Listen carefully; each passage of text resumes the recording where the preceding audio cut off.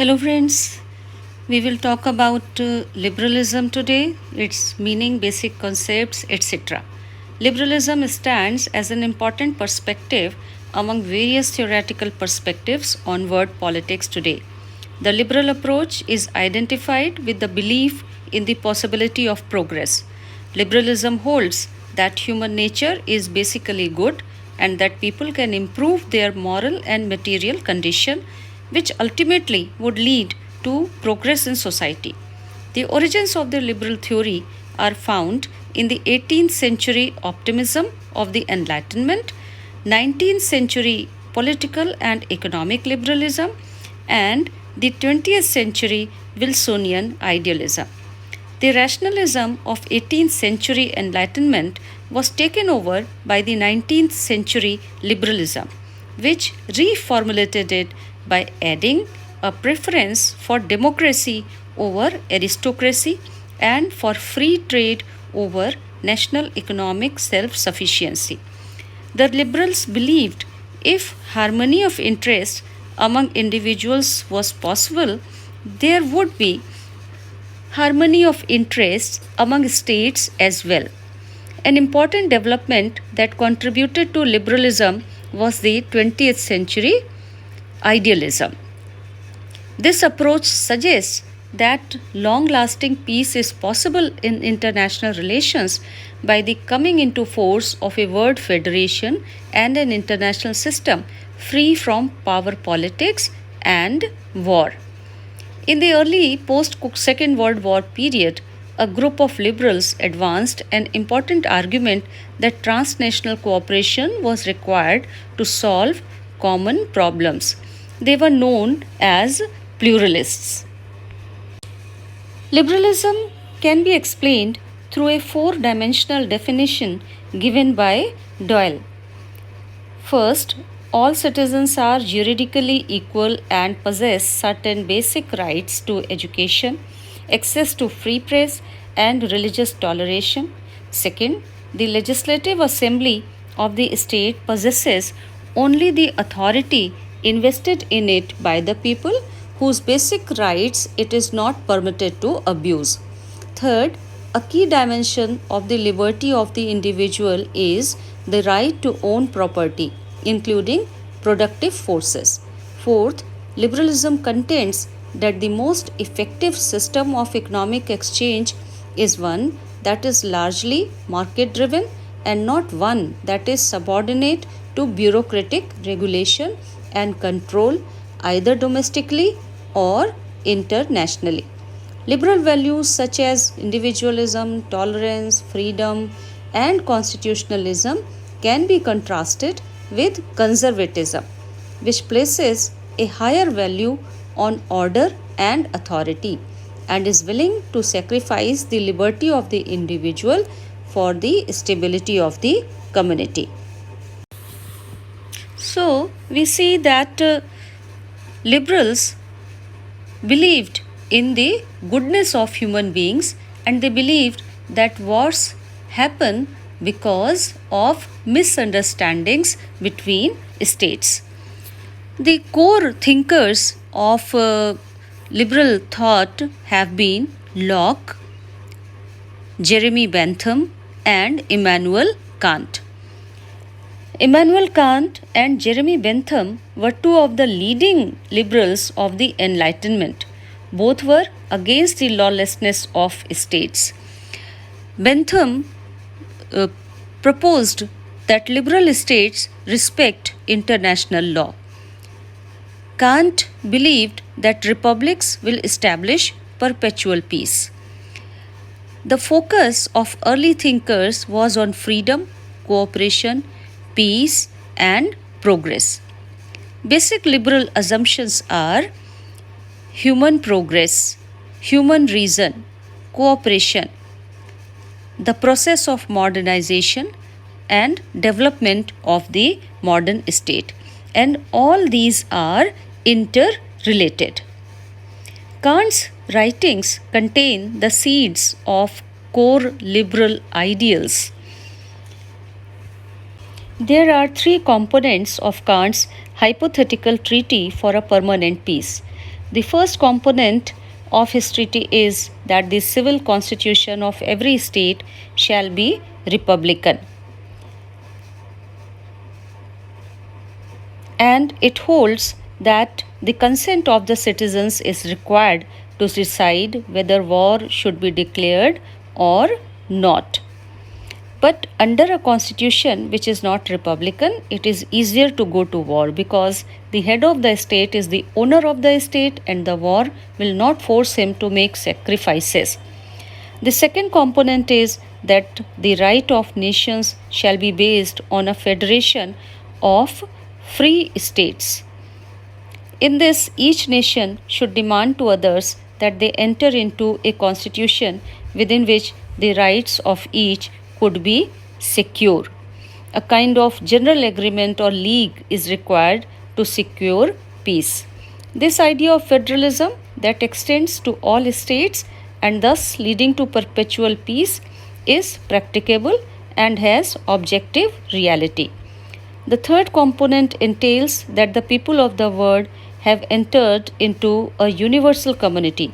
As a result, it has developed to a point where a violation of rights in one part of the world is felt everywhere. The idea of a cosmopolitan right is a necessary complement to the unwritten code of political and international right, transforming it into a universal right of humanity. According to Kant, international anarchy could be overcome through some kind of collective action, a federation of states in which sovereign ties would be left intact. Kant was hopeful that through efforts humans could avoid wars. In the 18th century, Jeremy Bentham too advocated the belief in the power of law to solve the problem of war. He believed in attaining the greatest good for the greatest number as the principal criteria of utilitarian thought. According to utilitarians, the major institutions of the society have to be arranged if it has to be ordered.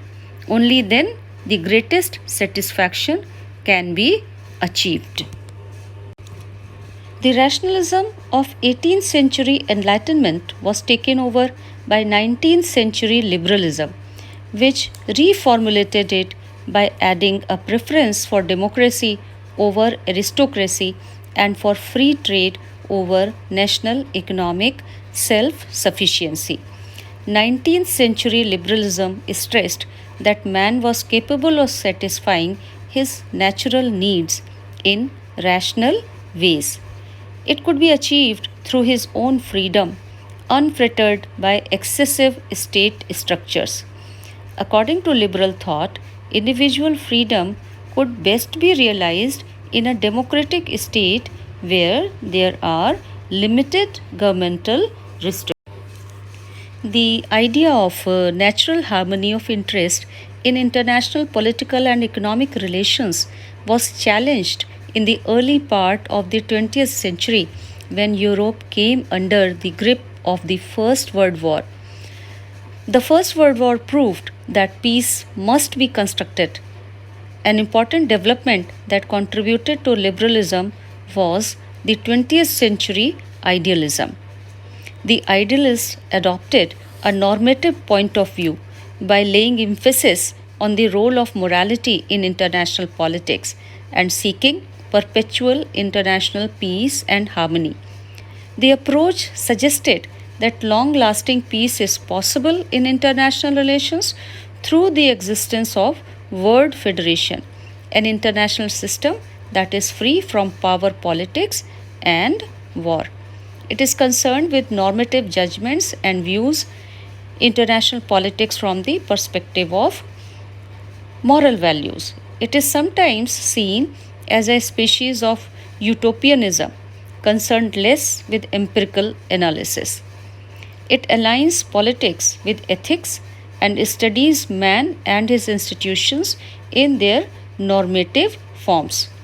According to this view, man is innately good and wants to live in peace and harmony with all.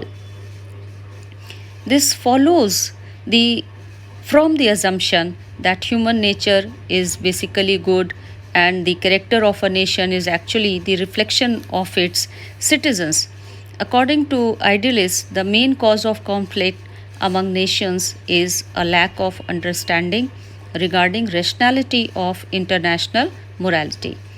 Idealism emphasizes that international law, morality, and international institutions influence international events. It holds that the essentially good nature of human beings can become the basis of peaceful cooperation in international relations, and that nations have the potential to work together to overcome mutual problems. The greatest advocate of idealism was the US President Woodrow Wilson, who authored the Covenant of the League of Nations. The core idea of the covenant was to prevent war. The covenant even legitimized the notion of collective security, wherein aggression by one state would be countered by collective action, embodied in the League of Nations. Liberals place great importance on international institutions to deal with war. This was best illustrated in the establishment of the League of Nations. They also place faith in international law and legal instruments, mediation, arbitration, and international courts. The basis of liberalism remains firmly embedded in the belief in the rationality of human beings. The League of Nations could not be successful for many reasons and its collective security system failed. Moreover, important powers like the US did not join the League. The Soviet Union remained outside the League for many reasons.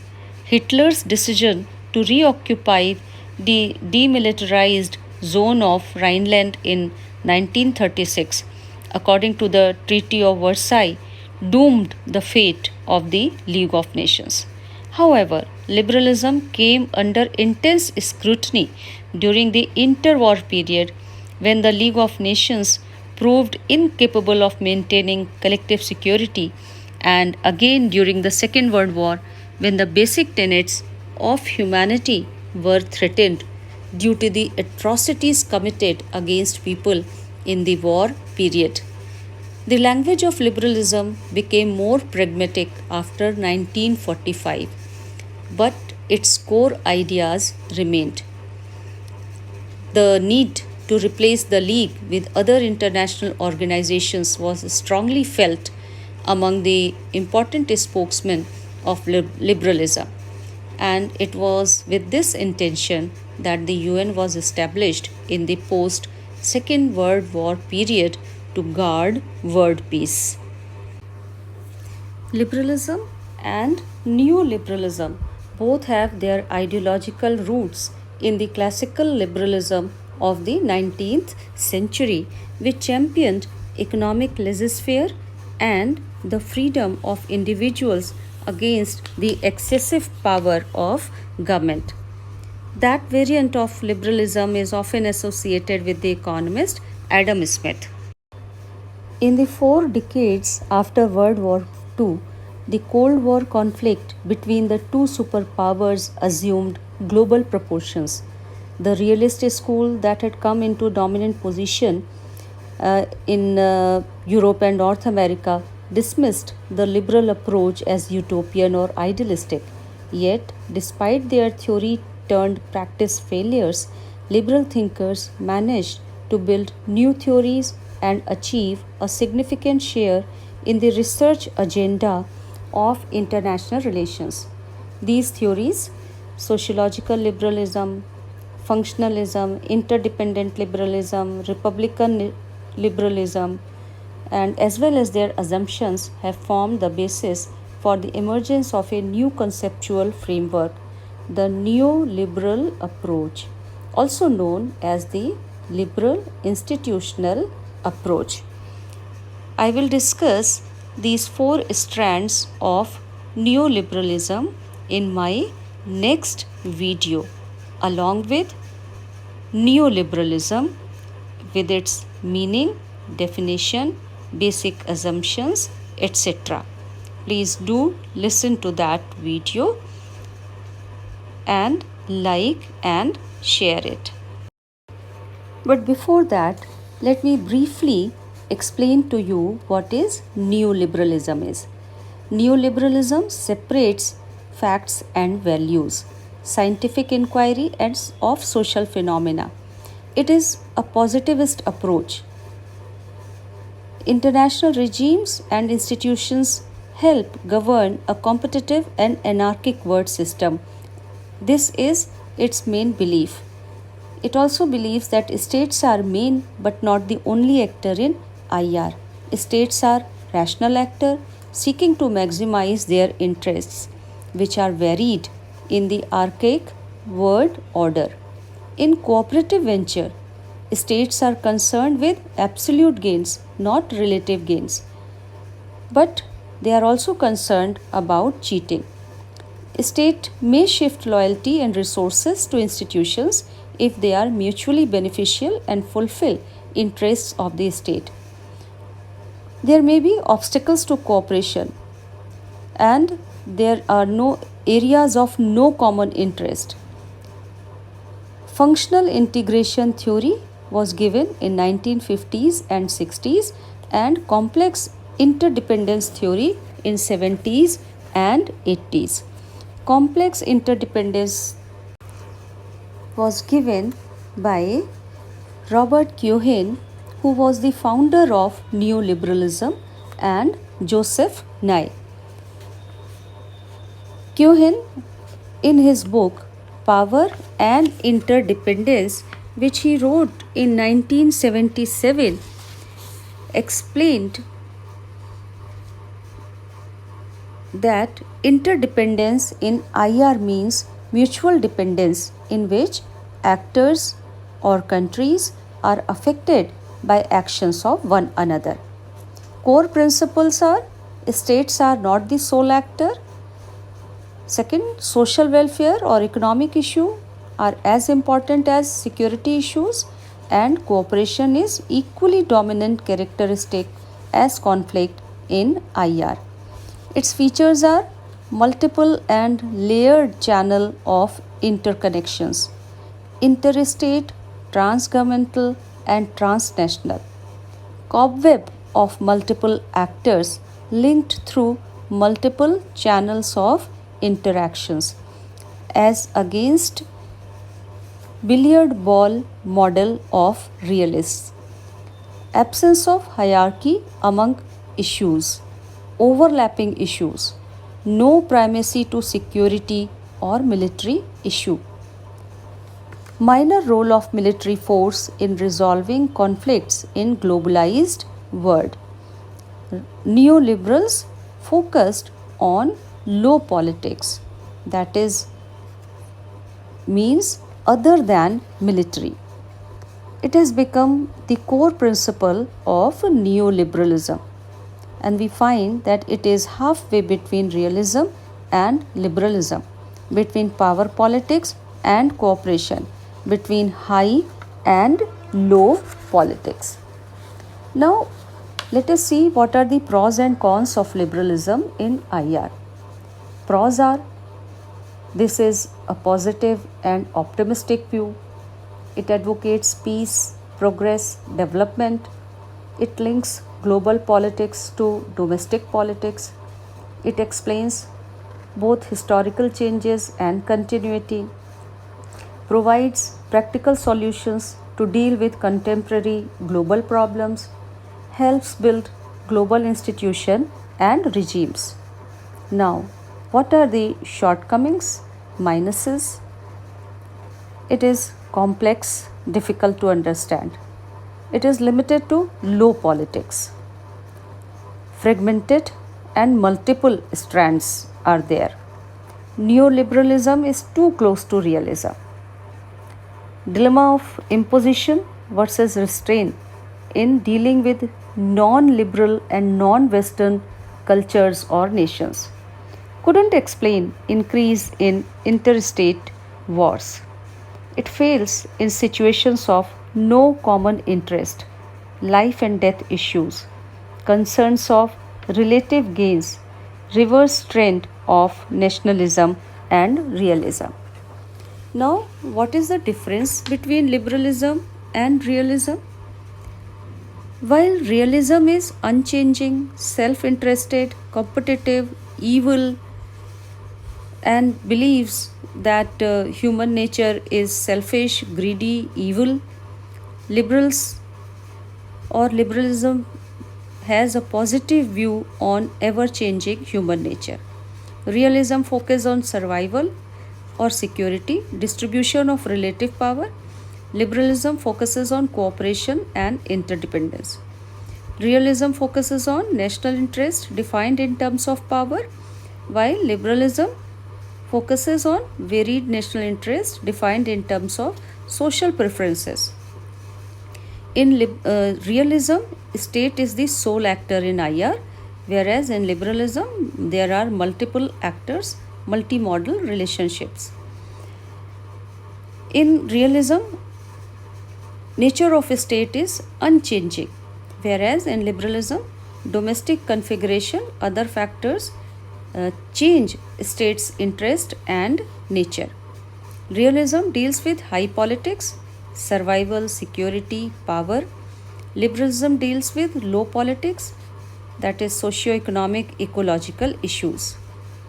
Now, proponents of realism, if you remember, they were Hans J. Morgenthau, E. H. Carr, and Neorealism, Kenneth Waltz, Reynold Niebuhr, John Mearsheimer. Proponents of liberalism are Immanuel Kant, of course, we should remember John Locke also. John Locke, Immanuel Kant, Jeremy Bentham, Woodrow Wilson, Carl Dash, Robert Cohen, and Joseph Nye, David Mitrani. Robert Cohen was the proponent of neoliberalism. So, liberalism has been the challenger mainstream IR theory to dominant realism, and it is tied to core ideologies of liberalism.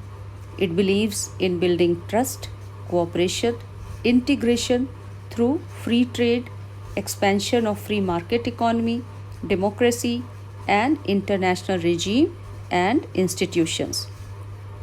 In post Cold War era, neoliberalism seemed to have succeeded when globalization forced all states to open their markets, and it also made states interdependent and dependent on each other, interconnected with each other. So, neoliberalism, which has four strands: sociological, commercial or interdependence, republican, and institutional, also known as institutional liberalism, was given as